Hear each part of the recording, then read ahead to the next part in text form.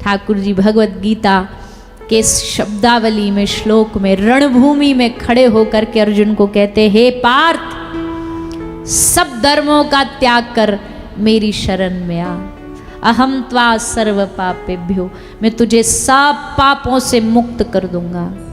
फिर भगवान को लगा आदमी मेरे पास सब छोड़ के, सब धर्म नेम टेम छोड़ के आने में डरेगा तो अगले शब्द में कहा, डर मत, डर मत, मैं हूं तेरे साथ, मैं खड़ा हूं तेरे साथ। बस यही समर्पण है। ठाकुर जी इसी से प्रसन्न होते हैं। अभी हमारे पास लोग आते, आज थोड़ा जो नाम दीक्षा का वो रखा था तो सब आए, उसमें मैया पूछ रही थी, बोले हम अब ये नाम करने लग गए हैं, आपने दिया, आप नाम करने लग जाएंगे तो हम जो पहले वाले देवता का भजन करते थे वो हमसे रूठ तो नहीं जाएगा? देवी मैया रूठ तो नहीं जाएंगी? पहली बात तो देखो, ये रूठना मनाना तो इंसानों में चलता है। उल्टा देवी देवता तो जब आप ठाकुर जी की ओर बढ़ते हो ना तो प्रसन्न हो जाते हैं कि जो हम जिनकी आराधना करते, अब आप भी उनकी शरण में आने लग गए हो, अब वो आपसे ज़्यादा प्रेम करने लग जाते, आप उनके प्यारे के प्यारे बन गए हो। देवी माँ ठाकुर जी की आराधना करती है। महादेव भगवान के परम प्रिय उपासक, वैष्णवा नाम यथा शंभो, वो तो और प्रसन्न होते हैं, खुश होते हैं। तो ठाकुर जी कह रहे डर मत, मैं तुझे सब पापों से मुक्त करूंगा। बाह फैला के ठाकुर जी खड़े, तू आ तो मेरी शरण में। विश्वास रख, भरोसा रख, बस इसी भरोसे से ठाकुर जी के शरण में जाइए। तो ब्रजवासियों ने पहला भरोसा दिखाया कि पूरी पुरानी चल रही परंपरा को कृष्ण के कहने पर एक क्षण में तिलांजलि दे दी, छोड़ दिया, त्याग दिया। प्रियतम का एक वाक पत्थर की लकीर है, उसने कहा तो त्याग दिया। दूसरा भरोसा, जब रक्षा की बारी आई, ठाकुर जी ने कहा गिरिराज जी के नीचे आ जाओ, तो सब लोग दौड़ करके नीचे आ गए। और 7 दिन तक ऐसा आनंद बरसा, ऐसा आनंद बरसा। इंद्र ने किया तो था ये प्रकोप के लिए, पर प्रकोप की जगह ये तो भैया उल्टा हो गया। प्रकोप तो कुछ हुआ नहीं, गड़बड़ तो कुछ हुआ नहीं, उल्टा आनंद ही आनंद। आनंद सिंधु में ब्रजवासी डूब गए, आनंद में डूबे। भगवान ने सब पर कृपा करी, खूब आशीर्वाद दिया। 7 दिन बाद इंद्र आया क्षमा प्रार्थना करने के लिए। जब कोई आदमी नाराज होता है तो हम उसे मनाने के लिए कैसे जाते हैं? उसका कोई प्रिय सामान ले जाते हैं साथ में, या कोई प्रिय व्यक्ति ले जाते हैं साथ में कि भैया इसको दिखाएंगे तो उसको गुस्सा भाग जाएगा। तो ठाकुर जी का प्रिय, ठाकुर जी की प्रिय क्या है?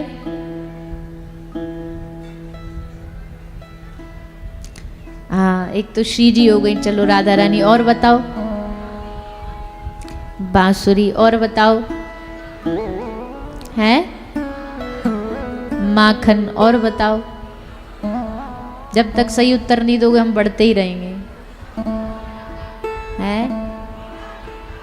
हाँ, अब आए लाइन पे। पहले वाले भी गलत नहीं है उत्तर आपके, सब सही है, पर अभी प्रसंग के हिसाब से जो उत्तर सही है वो ये है कि ठाकुर जी को गौ माता प्रिय है। जब ठाकुर जी कई बात पे नाराज हो ना तुमसे, वैसे तो ठाकुर जी होते नहीं कभी नाराज, पर आपको कभी लगता हो कि आपने जीवन में कोई अपराध किया, शायद इससे हमसे रूठ गए ठाकुर जी, तो बस इतना करना कि गौ माता की सेवा करना खूब मन से, भाव से। देखो ठाकुर जी फिर कैसे आप पर प्रसन्न हो जाते हैं, कैसे कृपा करते। एक गोवर्धन जी में एक पटेल भक्त रहते थे। अभी कुछ समय पहले की ये कथा है। गुजरात के एक पटेल भक्त रहते थे और श्रीनाथ जी का मंदिर है गिरिराज जी में, मुखारविंद में, वहाँ सेवा किया करते थे। वहाँ की एक गौशाला है, उस गौशाला में सेवा किया करते थे। तो ठाकुर जी कैसे कृपा करते अपने गौ सेवकों पर। वो दिन भर बस झाड़ू लेके गैया के नीचे बुहारते रहते, गोबर उठाते रहते, चारा खिलाते रहते, पानी पिलाते रहते। इसी सेवा में लगे रहते। मंदिर तो कम ही जाने का समय मिलता, उसी में लगे। एक दिन क्या हुआ, बड़ी जोर की बारिश आ गई, पूरा गौशाला पानी पानी से भर गया, कीचड़ हो गई पूरा। तो इन्होंने सफाई करना शुरू किया। सफाई करते करते करते करते पूरी रात हो गई। अब जो भोजन का समय था वो भी निकल गया, और भोजन पाने ये श्रीनाथ जी मंदिर जाते थे, वहां भंडारा चलता था रात्रि को, तो वहां भोजन पाने जाते थे। आज वो टाइम निकल गया, सेवा में लगे रहे, सेवा में चलते चलते चलते याद ही नहीं रहा। तो अब देखो ठाकुर जी कैसे अपने गौ भक्तों का ध्यान रखते, ख्याल रखते। जब संध्या को पुजारी जी ठाकुर जी को शयन कराने लग गए, शयन करा के सुबह फिर उत्थापन जगाने का समय हुआ, तो जब ब्रह्म मुहूर्त में जगाया ना ठाकुर जी को, तो देखा कि वहां पर बंटा झारी नहीं है। बंटा झारी समझते हो, जो ये पुष्टि सेवा होती है, उसमें रात्रि को ठाकुर जी के लिए एक झारी जिसमें पानी रखा जाता है, चांदी की झारी होती है लोटा जैसी, और एक बंटा उसमें थोड़ा कोई लड्डू कुछ भी, के पता नहीं रात को लाल जी को भूख लग गई तो बेचारे कहाँ भागते फिरेंगे, तो रात को भोग रख के सोया जाता है कि जो भी भाव ठाकुर जी का जगे तो खा लें और जलपान कर लें, तो वो रखा जाता है, वो चांदी की होती है। तो सुबह जब गोस्वामी जी जगे और देखा कि आज बंटा झारी दोनों गायब। अब तो महाराज हल्ला मच गया, चोरी हो गई, चोरी हो गई। श्रीनाथ जी के मंदिर में कोई चोर आया, चांदी की बंटा झारी चुरा ले गया। हल्ला मचते मचते मचते पहुंचते पहुंचते वो पटेल भक्त के पास पहुंचा जो गौशाला में सेवा करता। वो आया गोसाई जी के पास, भगा भगा भगा, बोले गोसाई जी लो हमारे पास है बंटा झारी, पर हमने चोरी नहीं करी। तो बोले तेरे पास कहां से आ गई ये बंटा झारी?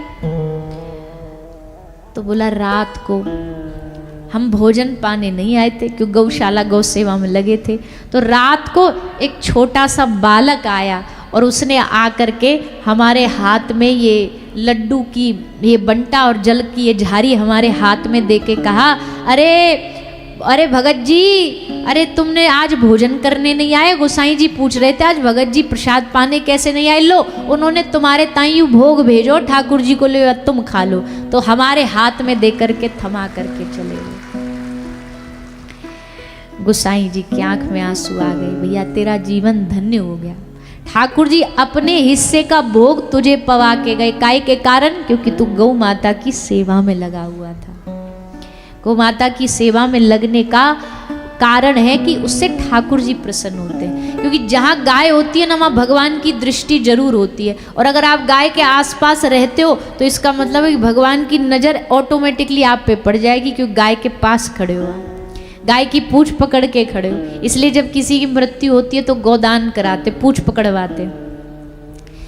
एक भाव है कि ठाकुर जी की दृष्टि, एक भाव है गाय की पूंछ पकड़ के ही वैतरणी पार होती है। अब वैतरणी पार अब आप अपनी मारुति में बैठ करके नहीं कर सकते हो, अपनी BMW में बैठ के वैतरणी पार नहीं कर सकते हो, वैतरणी गाय ही पार कराती है। तो इसलिए इंद्र ने सोचा नाराज होंगे ठाकुर जी, इनको मनाना है, तो सुरभि गैया को संग लेकर के आया, और सुरभि गैया ने आकर के अपने थनों के दूध से ठाकुर जी का अभिषेक किया, और यहीं गौ माता ने भगवान का नामकरण किया। भगवान का नाम रखा गया गोविंद।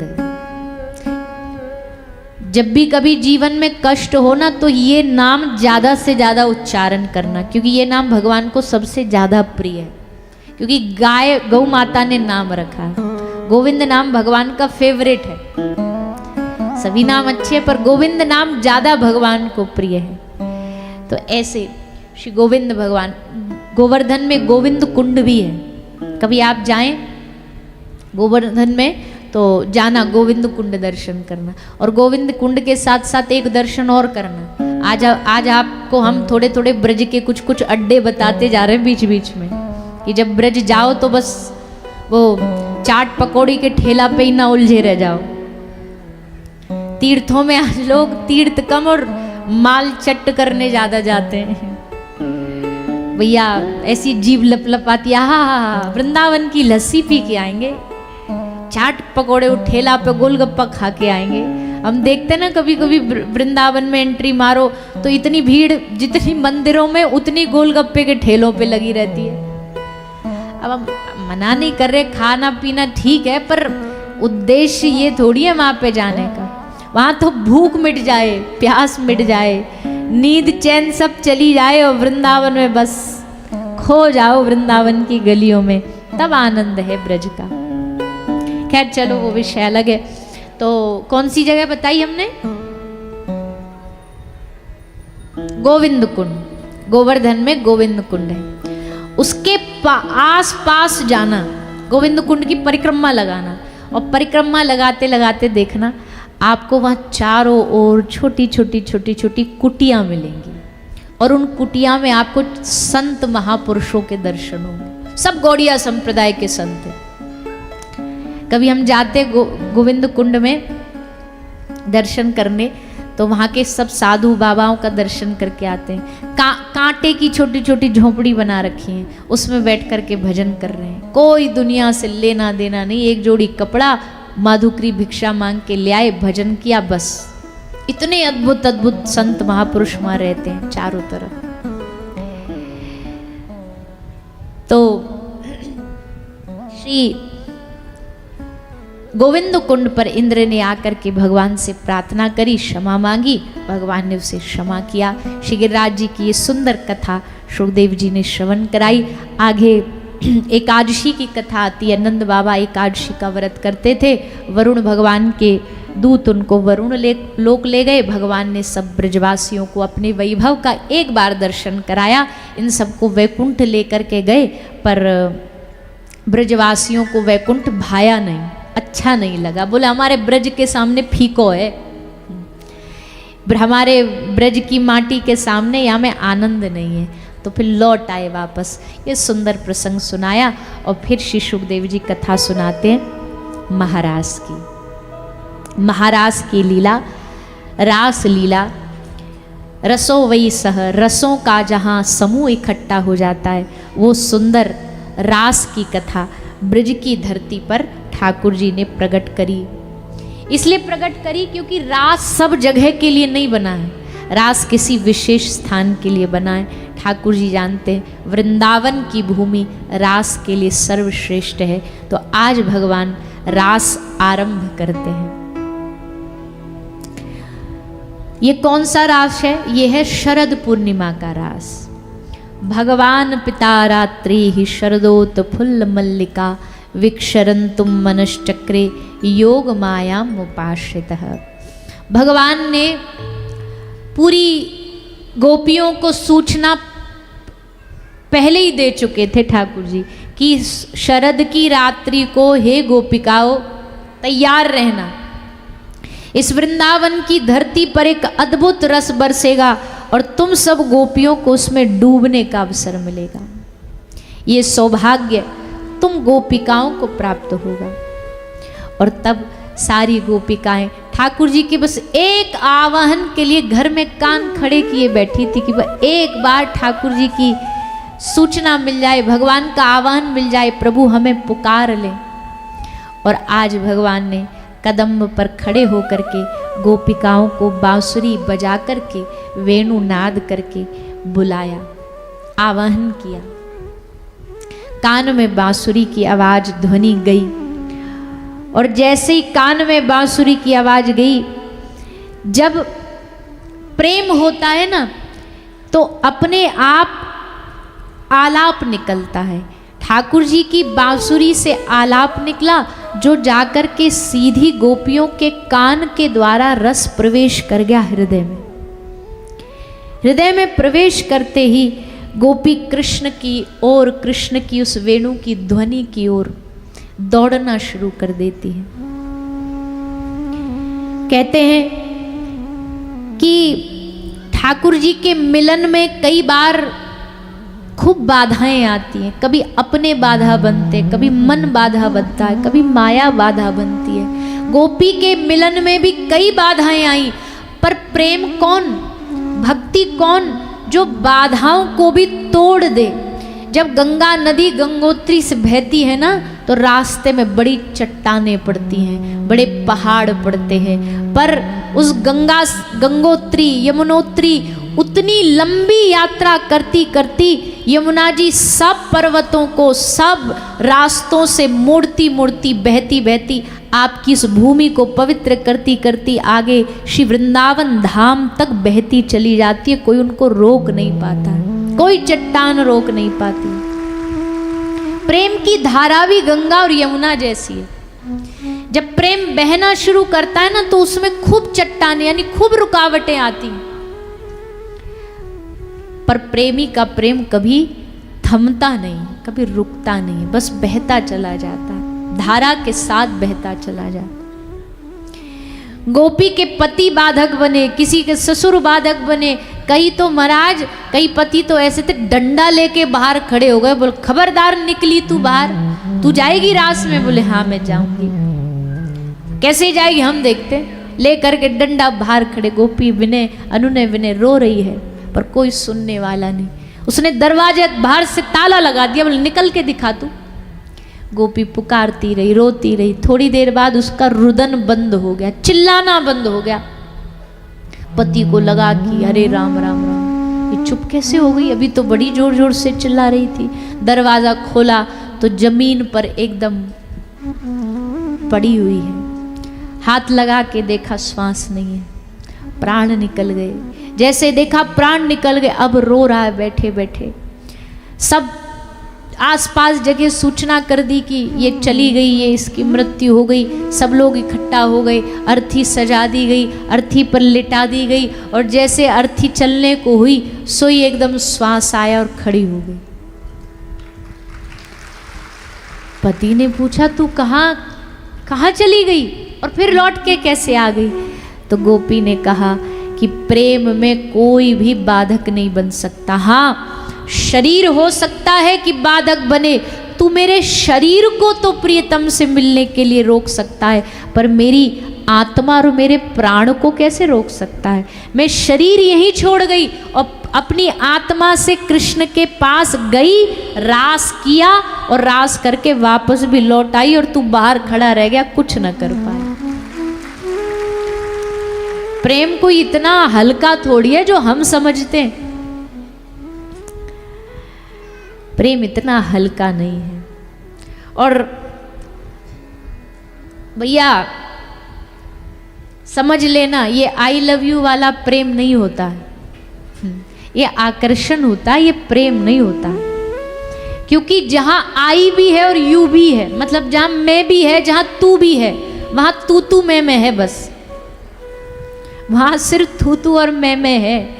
जहां केवल तू है, जहां केवल प्रियतम है, जहां मैं का नाश हो जाता है, जहां आई खत्म हो जाता है, विलुप्त हो जाता है, वहां से प्रेम शुरू होता है। मैं नहीं बचता है प्रेम में। प्रेम में अगर मैं बचा है तो वो फिर संसारिक आकर्षण प्यार है, प्रेम नहीं है। गोपी प्रेम में इतनी डूबी कि आत्मा तक को भी ठाकुर जी से जोड़ दिया। कोई सदेह गई, कोई बिना देह गई, और सारी गोपी ठाकुर जी के सामने वृंदावन में यमुना के तट पर एकत्रित हो गई। ठाकुर जी ने परीक्षा ली। भाव प्रसंग तो बहुत प्यारा है, पर हम थोड़ा संक्षेप में ही आगे बढ़ रहे हैं। परीक्षा ली ठाकुर जी ने, इनके आने का कारण, ब्रूतागमन कारणम, तुम्हारे आने का कारण क्या है? गोपी कहती तुम सामने हो, अब भी तुम्हें कारण चाहिए? अरे ठाकुर जी से मिलन का कोई कारण होता है भला? प्रीतम से मिलने का कोई कारण होता है भला? नैनों ने चाहा तुम्हें देख लें, कानों ने चाहा तुम्हारे बारे में सुन लें, आ गए, पांव दौड़ पड़े, और बस सारी नदियां आ गई इस प्रेम के समुद्र में मिलने के लिए। ठाकुर जी गोपियों पर प्रसन्न हुए, इनके साथ वृंदावन में विहार करते हैं। पर भगवत मिलन में जो सबसे बड़ा बाधक है वो है अभिमान। गोपियों को सौभाग्य मद हुआ, सौभाग्य का मान हुआ, अभिमान हुआ, तो श्री श्याम सुंदर गोपियों को छोड़ करके वहां से अंतर ध्यान हो गए। ठाकुर जी अंतर ध्यान हुए, भगवान नजरों से ओझल हो गए, और भैया एक प्रेमी को अपने प्रिय के अलावा तुम कोई भी संसार का सुख दे दो, उसे शून्य लगता है, उसे केवल प्रीतम चाहिए। गोपियों को संसार के सुख से नहीं, केवल श्याम सुंदर से, और वही सामने नहीं हो तो अब तो ये सांस लेना भी जीवन का व्यर्थ है, इस प्राण को धारण करना भी व्यर्थ है। इसलिए गोपिकाओं का मानो प्राण जा रहा है और जाते जाते प्राण से वो ठाकुर जी को पुकार रही हैं। अब ज़्यादा समय बचा नहीं इन प्राणों को धारण करने में, इससे पहले प्राण निकले उससे पहले ठाकुर जी को पुकार लें, रिझा लें। क्या पता हमारी किसी बात से वो राजी हो जाएं, प्रसन्न हो जाएं, उनको हमारी कोई बात अच्छी लग जाए और हमारी भूल को माफ़ कर दें, क्षमा कर दें और लौट आए हमारे पास। ये भाव रख करके गोपी ठाकुर जी को पुकारती है और पुकारते पुकारते अपने हृदय की पीड़ा को व्यक्त करती हैं। और जो उस हृदय की पीड़ा में बहा, उसी धारा का नाम, उसी शुद्ध प्रेम का नाम भागवत में गोपी गीत है। गोपी के हृदय से निकली जो पुकार है ये ठाकुर जी तक पहुंची। आज भी इस गीत में इतनी ताकत है कि तुम इससे रोज ठाकुर जी को पुकारो, इस गीत को रोज गाओ। गोपी गीत को रोज गाना चाहिए, रोज पाठ करो इसका। कुछ समय का तो नियम बना ही लो कि हम कथा के बाद रोज गोपी गीत कानों में सुनेंगे और साथ साथ में इसका पाठ करेंगे, गाएंगे। फिर देखो अपने आप आपको लगेगा कि कुछ हृदय में भगवान के लिए थोड़ा थोड़ा प्रेम बढ़ता जा रहा। गोपी गीत ऐसा गीत है। गोपी ठाकुर जी को पुकारते हुए उच्चारण करती है,